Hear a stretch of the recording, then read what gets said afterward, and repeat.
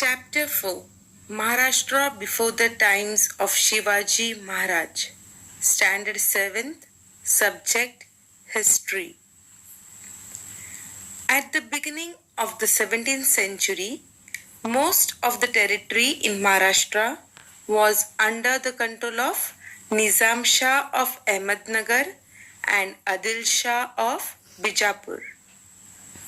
The Mughals had entered Khandesh. The objective was to expand their power in the south. There were settlements of Siddhi people who had come from Africa along the coastline of Konkan. There was stiff competition amongst them. For what? To capture the markets for trade. The Portuguese had already established their rule in Goa and also in Vasai on the western coastline. The British, the Dutch, and the French had found an entry through the medium of trading companies by setting up factories.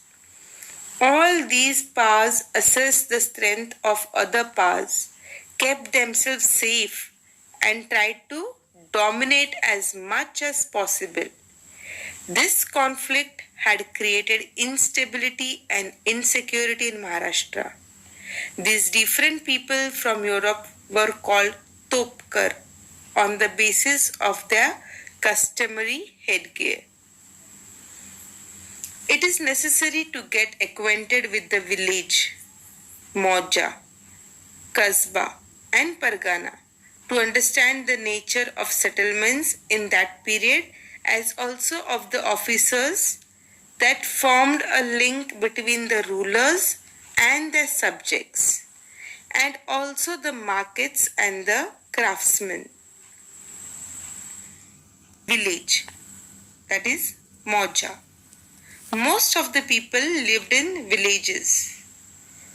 A village was also called Moja. The chief of the village was the Patil.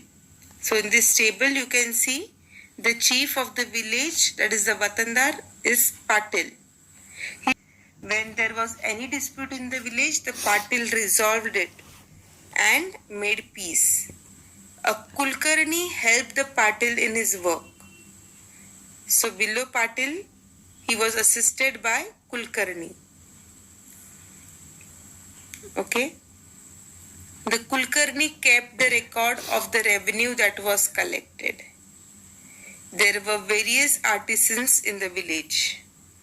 Okay, they had hereditary rights regarding their occupation.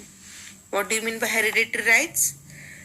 Like whatever occupation the parent is or the father is observing, the same occupation the child can continue. The peasants gave a share of their agricultural produce to the artisans for the services they rendered to the village community. This share was known as Baluta. So this is about village, Moja. Now let's learn about Kasbah. A Kasbah was like a big village. It was usually the headquarters of a Pargana. Example, Indapur Kasbah of Indapur Pargana, Vai Kasbah of Vai Pargana were the headquarters of those Parganas. Agriculture was the main occupation. There were skilled artisans like carpenters, blacksmiths, etc. in a Kasbah. There was usually a market which was called Peth, adjacent to a Kasbah.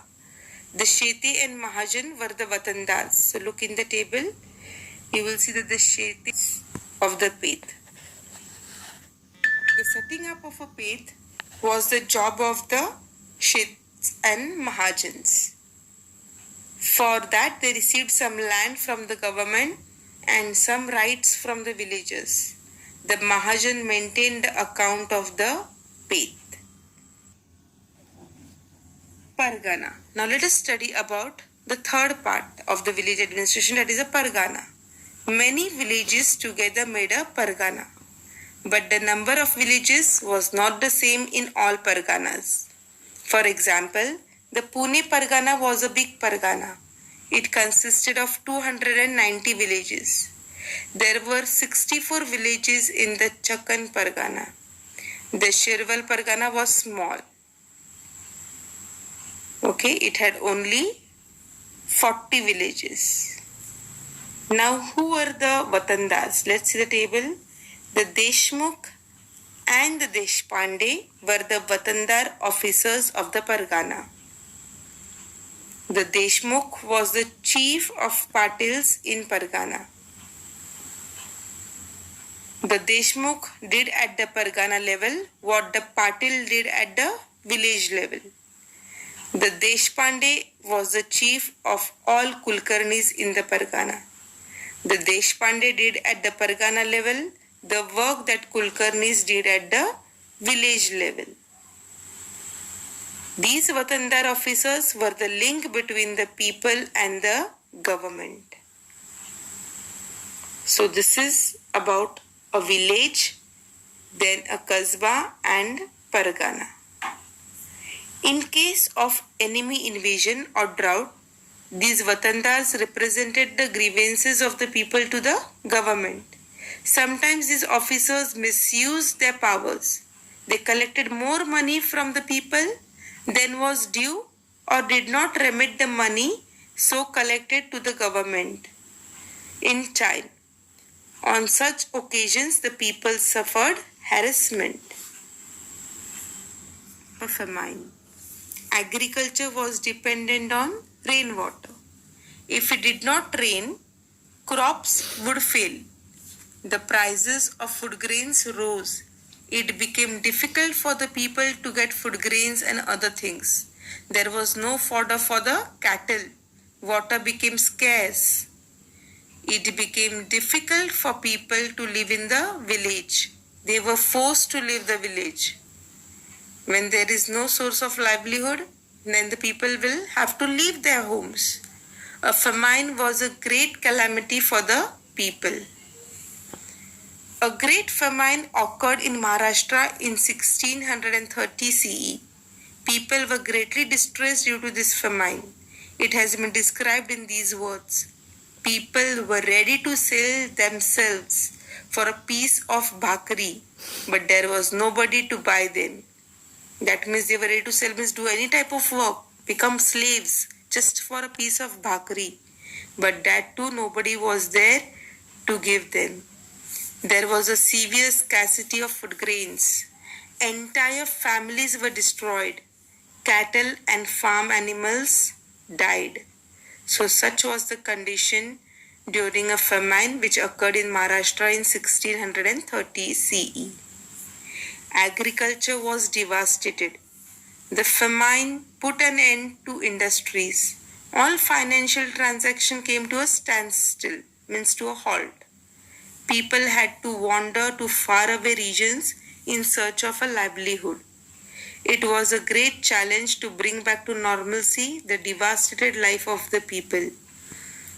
So, to restore the normal life, it was very difficult. Such was the condition during this great famine in Maharashtra.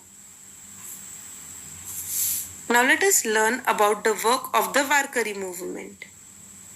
Okay, India has a great history about the Warkari movement. Society was greatly influenced by blind beliefs and rituals. People had become fatalistic and inert. They had lost all initiative. The condition of the common people was miserable. In such circumstances, the sons in Maharashtra endeavored to inspire the masses. Means the masses were carried on by blind faith, beliefs and rituals. They did not follow the correct way, as we say, or the right way to live or to enjoy the life. So they had lost all initiative, like nobody was taking initiative, coming like and expressing to them what they're supposed to do, what is right, what is wrong. So that time the sons in Maharashtra took up the challenge to educate the masses. Okay. In Maharashtra, the tradition of sons, which began with Sant Jnaneshwar and Sant Namdev, was carried on by sons coming from various strata of the society. Let us now study some work done by great sons which are mentioned in this chapter. Sant Namdev. He was a great sant of the Varkari movement. He was a skilled organizer. He performed excellent kirtans as well. He awakened a sense of equality in men and women belonging to all castes through the medium of kirtans. His pledge was Nachu Kirtanache Rangi, Jnandeep Lau Jagi. His Abhanga compositions are well known. Many sons as well as common people were influenced by his teachings. He went up to the Punjab propagating his thoughts. His compositions are included in the Guru Granth Sahib of Sikhs. He propagated the message of Bhagavad religion in all quarters. He built a memorial to Sant Chokhamela at Pandharpur. His work is unforgettable. So you have already heard about Sant Namdev. Here is a brief summary of his work. Next, we shall study about Sant Jnaneshwar. He was a great sant in the Varkari movement. He wrote the Bhavaratha Dipika or Jnaneshwari, which elucidates the meaning of the Sanskrit Bhagavad Gita. He also composed the Amrutanubhav. He preached the importance of the path of devotion through his works and compositions. He showed a simple way of worship and conduct which the common people could follow easily. He gave the prestige of a religion to the Varkari movement. Though his life was spent in extremely adverse circumstances, means in bad situation, he never lost the calm of his mind and never harbored bitterness. Now let's learn about Sant Eknath. He was a great sant of the Bhakti movement in Maharashtra. We have learned about the Bhakti movement in the previous chapters. His compositions are many and diverse. They include Abhanga, Gavalana, Bharud, etc. He has stated Bhagavad Dharma in detail and in a simple manner. He has portrayed people's life in Bhavartha Ramayana through the story of Ram. He explained in Marathi the Bhakti part of the Sanskrit word Bhagavad. So this way, Sant Eknath, through his devotion and hard work, influenced the lives of many people.